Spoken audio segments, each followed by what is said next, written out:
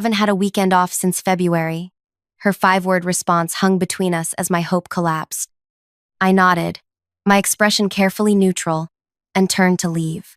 What Deirdre didn't know was that her casual dismissal had just ignited something in me. Not a breakdown, a breakthrough. By Monday morning, I would hand her a note that would change everything. Before I tell you what was in that note, I want to be clear. This isn't just a story about workplace revenge. It's about reclaiming your worth when others have decided you don't matter. I've noticed many of you messaging about similar experiences, feeling trapped in toxic work environments.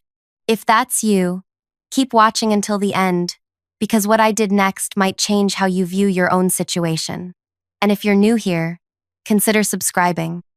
I share these raw experiences because none of us should suffer alone in silence. My name is Avery Lockhart. At 28, I was the senior data analyst at a mid-sized tech consulting firm, the kind of person who color-coded her calendar and always arrived 15 minutes early. My colleagues called me the human calculator because I could spot patterns and numbers that others missed. That attention to detail made me valuable to the company, and eventually dangerous to them too. I grew up with a single mother who worked 3 jobs to keep us afloat. Watching her exhaustion taught me that hard work was supposed to lead somewhere better. She'd always tell me, "Avery, your mind is your ticket out." So I studied relentlessly, earned scholarships, and landed this corporate job that was supposed to be my arrival. The glass office building with its sleek elevators and complimentary coffee bar seemed worlds away from our cramped apartment where I'd done homework by flashlight when the electricity got cut off. When I started at Crestview Consulting, the promise was clear. Work hard for 2 years, prove yourself, and doors would open. The reality looked different by year 3. My salary had increased by just 4% annually, while my responsibilities had tripled. I now managed projects that previously required 3 people. My desk had become an island I rarely left. My lunch breaks sacrificed to urgent client requests. The morning of that fateful Friday, I'd received another email. "Avery, Marcus left for that startup in Seattle. Can you absorb his central bank analytics project? Just temporary. Thanks." That was the 4th temporary project in 3 months. Each previous colleague who left was never replaced. Their work simply became mine. I'd prepared for my conversation with Deirdre carefully.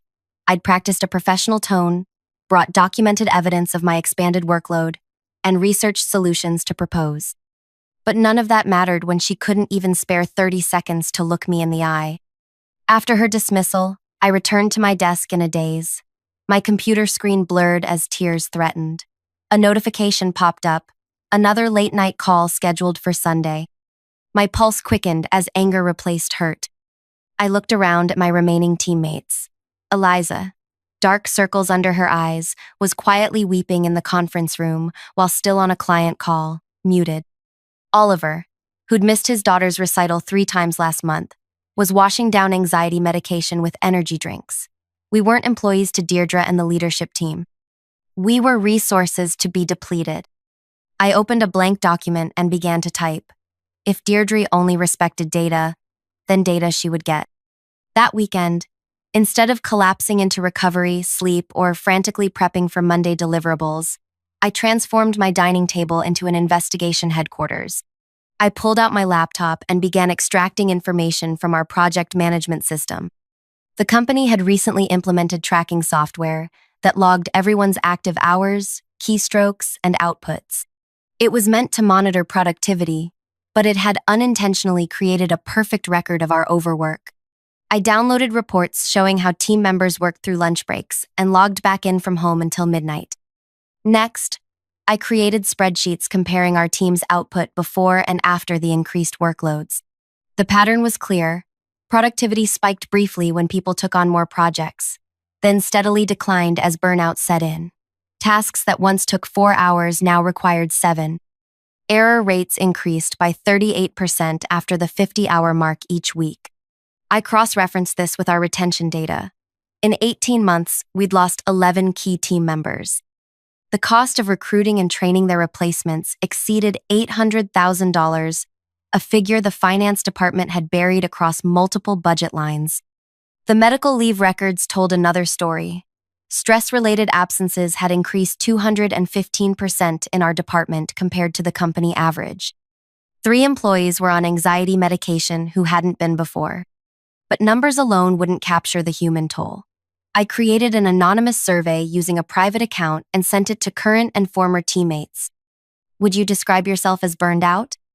How has your physical health changed since joining the team?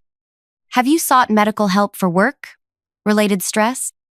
What feedback have you received when raising concerns? The responses poured in faster than I expected. People had been waiting for someone to ask. I developed stress-induced eczema that covered my arms. I missed my grandfather's funeral to finish a presentation that no one ended up reviewing. My marriage is failing because I'm too exhausted to be present when I'm home. My manager told me to toughen up when I asked for help. Their words fueled my determination. This wasn't just about me anymore.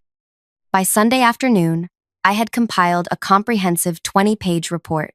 I titled it, The Hidden Costs of Burnout, a business case for sustainable workloads. The document detailed how our current working conditions were actually undermining the company's financial performance and strategic goals. I included research from Harvard Business Review and Mayo Clinic about how burnout decreased innovation, the very thing our company claimed to offer clients. I added case studies of companies that had improved their bottom line by addressing employee well-being. The final section presented 3 detailed implementation plans for workload balancing, complete with cost-benefit analyses.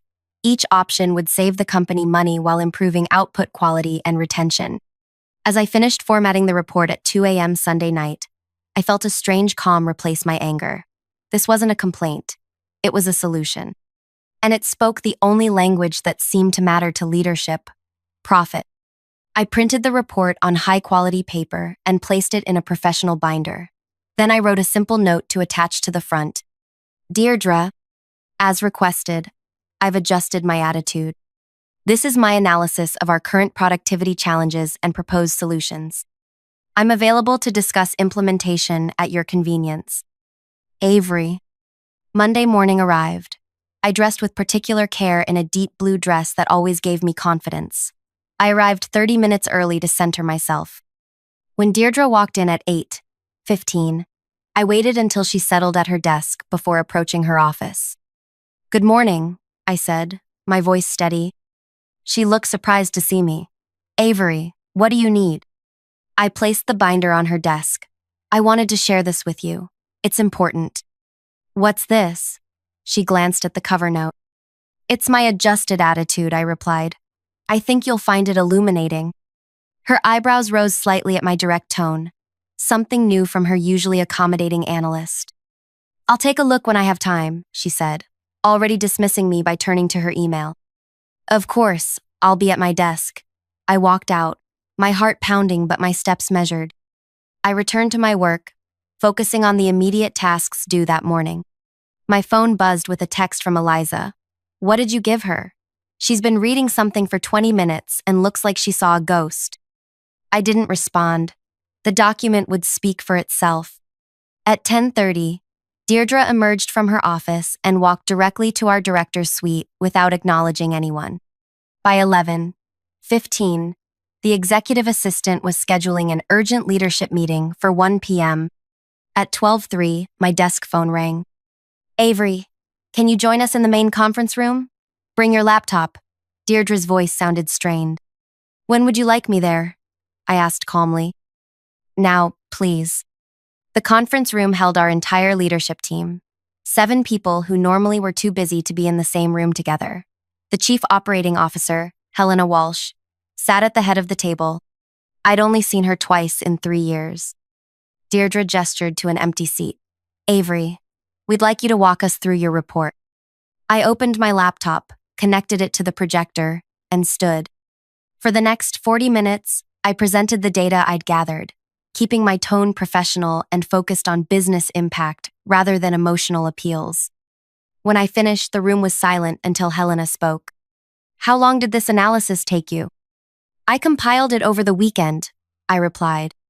She exchanged glances with the CFO. You created this entire report in 2 days? Yes. I had been tracking much of this data already as part of my regular project analytics.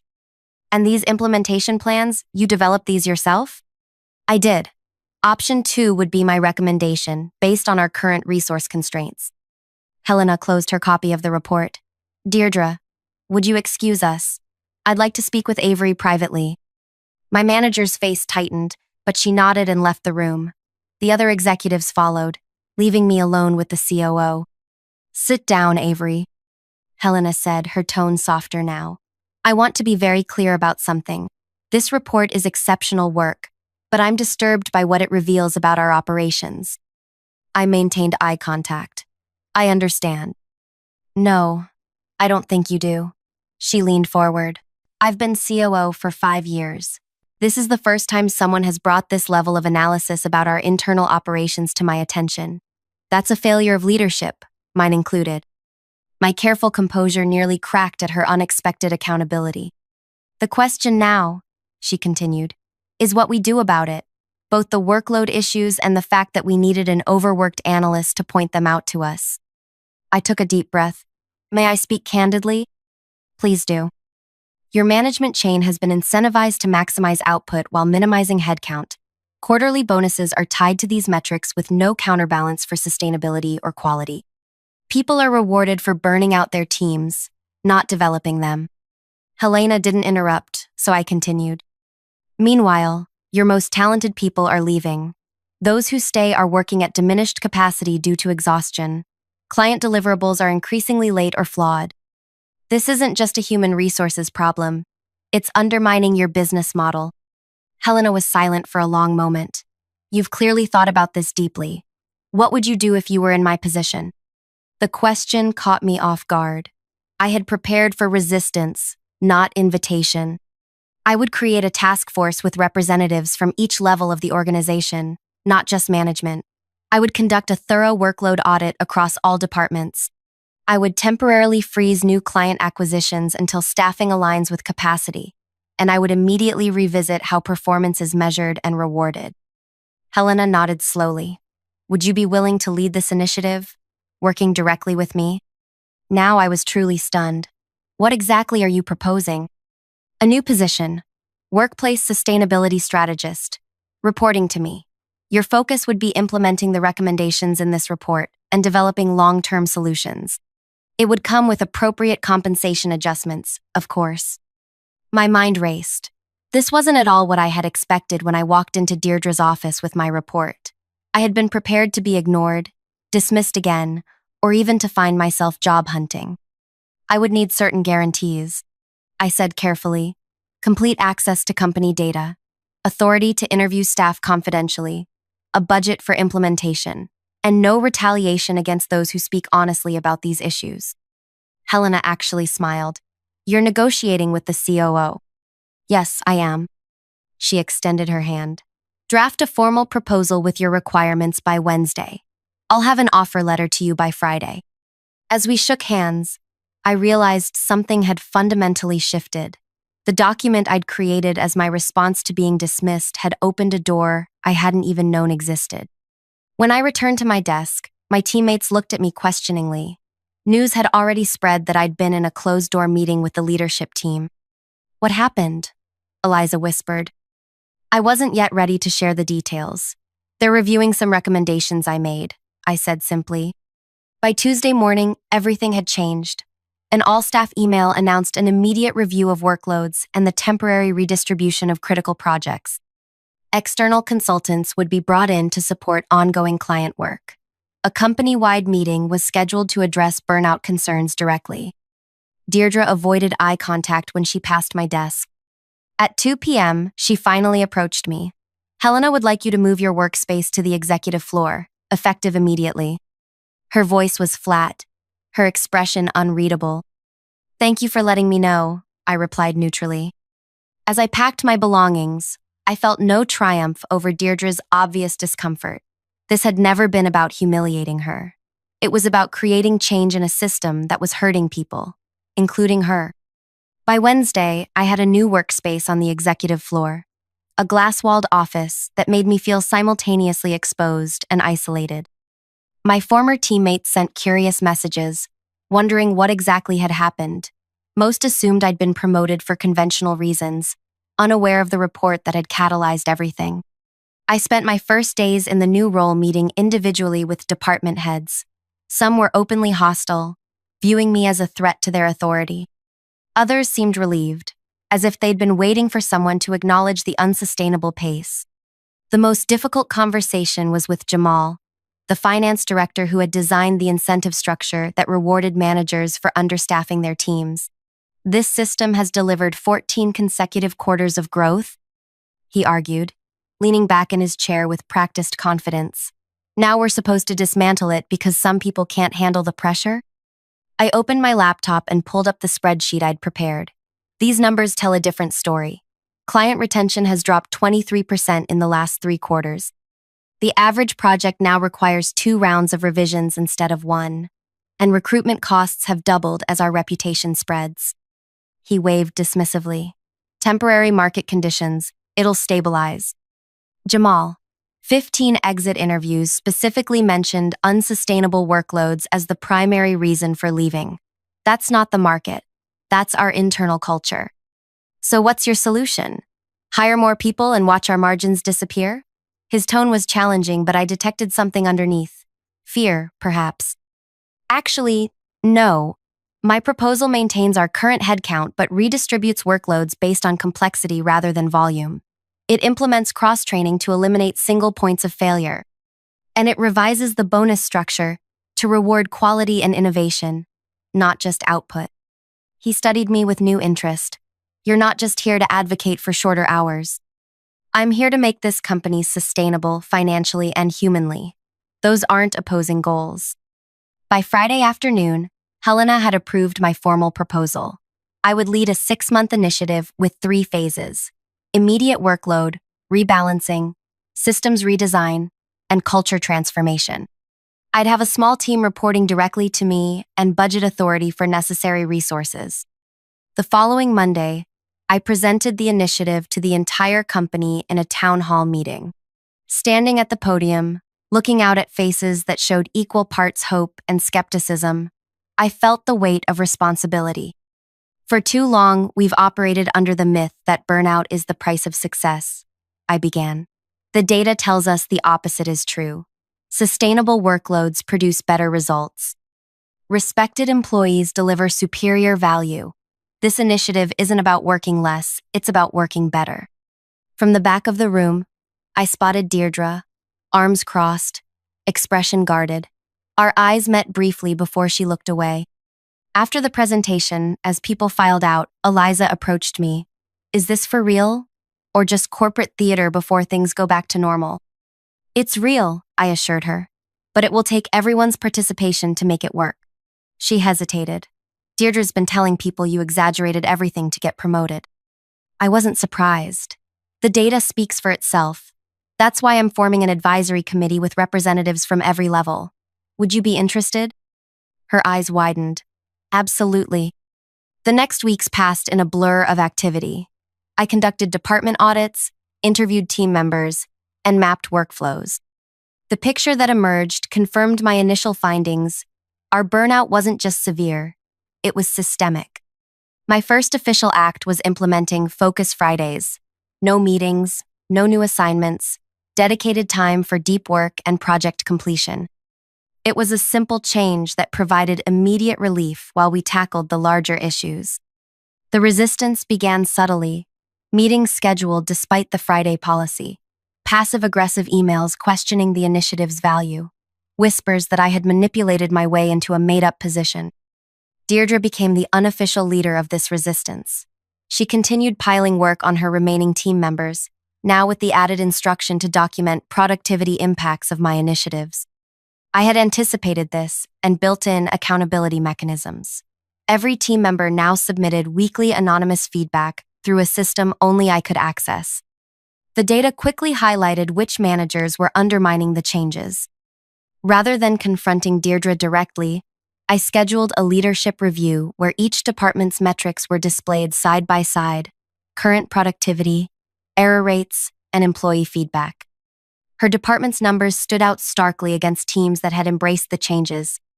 As you can see, I noted neutrally, departments implementing the new workload standards are seeing increased output quality and decreased revision requests. Teams still operating under the previous model continue to show declining performance. Helena zeroed in immediately. Deirdre, what's your timeline for implementing these standards in your group? Cornered by data rather than accusations, Deirdre had no choice. We'll begin next week, she conceded tightly. After the meeting, she cornered me in the hallway. Clever move, but don't think I don't see what you're doing. I kept my voice level. What am I doing, Deirdre? Using these so-called reforms to settle a personal score. There's nothing personal about data. Your team is suffering, your deliverables are declining in quality, and your turnover is the highest in the company. That's not a score, it's a business problem. She stepped closer. You know what your problem is, Avery? You never learned how business really works. Success requires sacrifice. Whose sacrifice, though? Because it hasn't been yours. Her face flushed. I have given everything to this company. Except compassion, I replied quietly. And that's cost us more than you realize. As I walked away, I realized Deirdre wasn't my enemy. She was a product of the same system that had nearly broken me. The difference was that I could see it clearly now, while she was still trapped in its logic. By the third month of the initiative, measurable changes were appearing. Client satisfaction scores increased 18%. Project completion times decreased, despite fewer overtime hours. Sick days dropped by 27%. Most tellingly, people began eating lunch away from their desks. Conversations in the break room lasted longer than 60 seconds. Laughter occasionally echoed down hallways that had previously held only the sound of urgent typing. Not everyone was happy. 2 senior managers resigned rather than adapt to the new performance metrics. Several clients who had grown accustomed to around-the-clock availability threatened to leave until they saw the improved quality of our deliverables. The most difficult phase was tackling the company's underlying cultural issues. Anonymous surveys revealed patterns of subtle intimidation, praise for unhealthy work habits, and widespread fear of appearing uncommitted by maintaining boundaries. To address this, I created small, cross-functional discussion groups where people could share experiences without their direct managers present. The stories that emerged were both heartbreaking and illuminating. My daughter had pneumonia, and I still called into 3 meetings from her hospital room. I was told my performance review would suffer if I didn't respond to emails on vacation. My manager regularly texted at 11 p.m., expecting immediate responses. We documented these patterns and developed new company norms, explicit expectations about response times, clear boundaries for after-hours contact, and revised evaluation criteria that measured outcomes rather than hours visible. 4 months into the initiative, Helena called me into her office. I found her reviewing the quarterly financial reports. Client retention is up 9%, she noted, and we've reduced contractor costs by almost half. The team has done incredible work, I acknowledged. It's more than that. She turned her monitor so I could see the screen. Applications to open positions have tripled. Our reputation in the industry is changing. I felt a rush of validation. That was faster than I projected. There's something else we need to discuss. Helena's expression turned serious. Deirdre has requested a transfer to our West Coast office.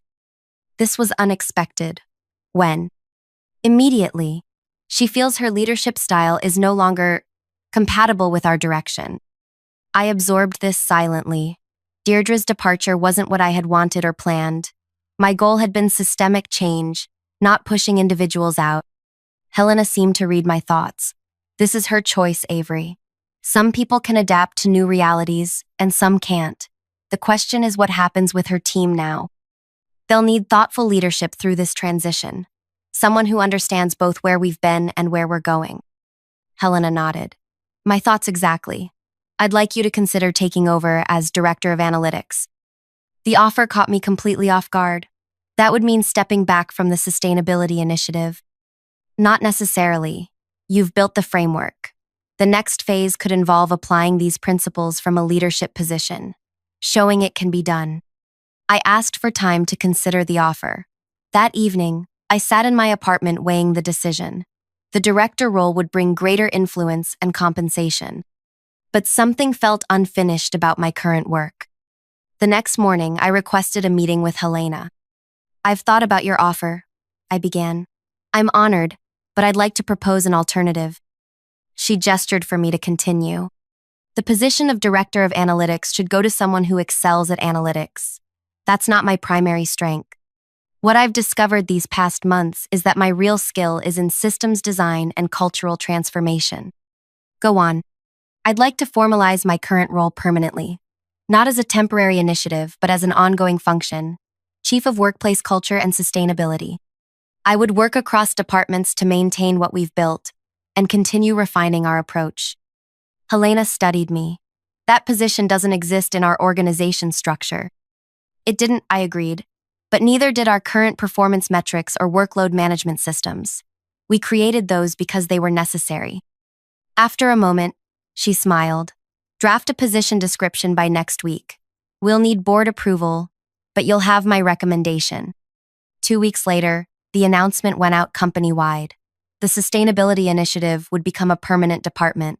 I would lead it with an expanded team and broader mandate. For Deirdre's replacement, Helena selected Eliza, a choice that surprised everyone except me. Beneath her quiet exterior, Eliza had demonstrated exceptional analytical skills and genuine care for her colleagues. She would lead differently than either Deirdre or I would have. The day before Deirdre's departure, she appeared at my office door. I invited her in, unsure what to expect. She sat stiffly in the chair across from my desk. "I wanted to speak with you before I leave." "I appreciate that." She seemed to struggle with her words. "I still believe much of what you've implemented is idealistic. The market doesn't reward compassion." "The data suggests otherwise," I replied gently. "Perhaps." She placed a folder on my desk. "These are my notes on the central banking project. There are complexities the team hasn't fully grasped yet. Eliza will need this context." I recognized the gesture for what it was. Not quite an apology, but an acknowledgement. "Thank you. I'll make sure she gets this." Deirdre stood to leave, then paused. "That report you wrote, the one that started all this, how long had you been collecting that data?" "Almost a year. Every time someone quit or broke down or made an error from exhaustion, I documented it." She nodded slowly. "I never saw it. Any of it. I was too focused on the targets." "We all were. That was the system we operated in." "And now you've changed the system." It wasn't a question, but there was something like reluctant respect in her voice. "We've begun to," I corrected. "Change takes time." After she left, I reflected on how differently this had all unfolded from what I'd initially imagined. 6 months ago, standing in Deirdre's doorway as she dismissed my burnout concerns, I'd fantasized about dramatic confrontations and public vindication. The reality had been more complex, more challenging, and ultimately more rewarding. The true victory wasn't in proving Deirdre wrong, it was in creating something better for everyone, including her. By the 1-year mark of the initiative, our company had become a case study in industry publications. Our employee retention had improved by 34%. Client satisfaction reached record highs. And for the first time in 5 years, we'd gone an entire quarter without a single stress-related medical leave. Helena invited me to present our results to the board of directors. Standing before them with my comprehensive data and employee testimonials, I thought about my journey from overlooked analyst to organizational changemaker. The numbers tell a compelling story, I concluded, but perhaps the most significant change isn't captured in our metrics. It's in the subtle shift from a culture of endurance to one of sustainability, from valuing hours to valuing impact. The board chair leaned forward. "And the bottom line impact?" I clicked to my final slide, a graph showing revenue growth alongside our culture metrics. The lines rose in parallel. As it turns out, the human bottom line and the financial bottom line are inseparable. When we stopped burning out our people, we started innovating again. When we created space for recovery, we enabled excellence. Afterward, as the boardroom emptied, the CEO approached me. "Avery, what you've built here has implications beyond our company. Have you considered consulting?" I smiled. I'm not interested in consulting. I'm interested in continuing what we've started. There's still work to do here. He nodded thoughtfully. Fair enough, but I think your story deserves a wider audience.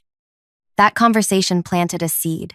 Over the following months, I began speaking at industry conferences, sharing our journey and methodology. Companies facing similar challenges reached out for guidance. A business journal profiled our transformation. Each time I told the story, I made sure to emphasize that it wasn't about one heroic individual, but about changing systems that hurt people and ultimately hurt business. 18 months after that fateful day in Deirdre's office, I received an unexpected email. It came from her company address, now listing her position at the West Coast office. Avery, I've been following the coverage of what you've built at headquarters. I've also been implementing elements of your framework here, though I haven't publicly acknowledged their source. The results have been undeniable. I was wrong in how I treated you and the team. My definition of strength was flawed. It takes more courage to change a broken system than to perpetuate it. Deirdre. I sat with her words for a long time. There was no request for forgiveness, no dramatic apology, just a straightforward acknowledgement. It felt appropriate somehow. I composed a brief reply. Deirdre, thank you for your message. I'm glad to hear the framework is proving valuable in your new role. If you'd like to discuss implementation strategies sometime, I'd be open to that conversation. Avery. Simple, professional, forward-looking. The past couldn't be undone, but the future remained unwritten. That evening, as I packed up to leave at a reasonable hour, something that had once seemed impossible, I paused to look around the office. Teams were wrapping up their day, making plans for dinner, talking about weekend activities. No one was hiding anxiety attacks in bathroom stalls or sleeping under their desks. My revenge against a dismissive manager had transformed into something far more meaningful, a reimagining of what work could be. The note I'd handed Deirdre that Monday morning hadn't just changed my career trajectory, it had changed hundreds of lives, including hers. The greatest victory wasn't in making someone pay for how they'd treated me. It was in ensuring no one else would have to experience what I did. In the end, the most powerful response to adjust your attitude wasn't anger or resignation. It was innovation. If you're watching this and feeling trapped in a toxic workplace, remember, your experience is data. Your struggles are evidence. Your insights have value. Sometimes the most effective way to challenge a broken system is to illuminate it with undeniable truth. Don't just survive your workplace, transform it. And if you've found value in this story, please like this video and subscribe to our channel. Share your own experiences in the comments below. The conversation you start might be the catalyst someone else needs to create change in their environment. Remember, burnout isn't the price of success, it's the obstacle to achieving it. Your well-being matters, not just as a human right, but as the foundation for sustainable excellence.